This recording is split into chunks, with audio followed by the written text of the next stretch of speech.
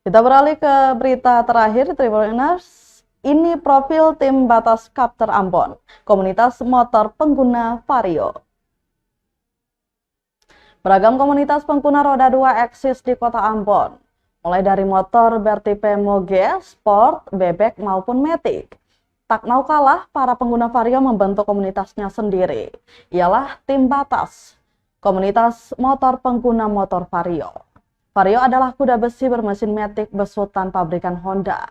Desainnya yang modern menjadikan Matic 1 ini sangat digemari anak muda. Tim batas sendiri merupakan sebuah komunitas motor yang berpusat di Jogja. Namun sejak 30 Maret 2023 lalu, 7 sekawan yang berprofesi sebagai pengojek online mendirikan Kapter di Ambon. Ketujuh pengojek online itu ialah Adi, Ahmad, Fajar, Adipati, Fauzan, Adian, Ardin. Mengingat kembali cerita 10 bulan lalu bagaimana komunitas ini berdiri, Ketua Tim Batas Kapter Ambon Adi Patihua mengungkapkan dulunya dia merupakan member aktif Tim Batas saat mengenyam pendidikan tinggi di STIE YPKN Yogyakarta. Diceritakan awalnya Adi belum terlalu serius untuk membangun komunitas Tim Batas di Ambon. Pasalnya dia belum lama berpindah domisili ke kota bertajuk Manise ini.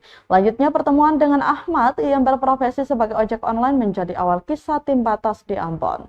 Adi bertemu kembali dengan Ahmad saat dirinya mendaftar sebagai tukang ojek online, kemudian mengajak teman-teman lain untuk bergabung dan resminya 30 Maret 2023. Berdirilah Tim Batas Kapter Ambon.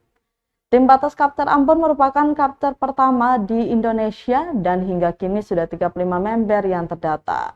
Menurut Adi, komunitas ini bukan sekedar hobi semata, namun pertemanan dan persaudaraan yang paling diutamakan.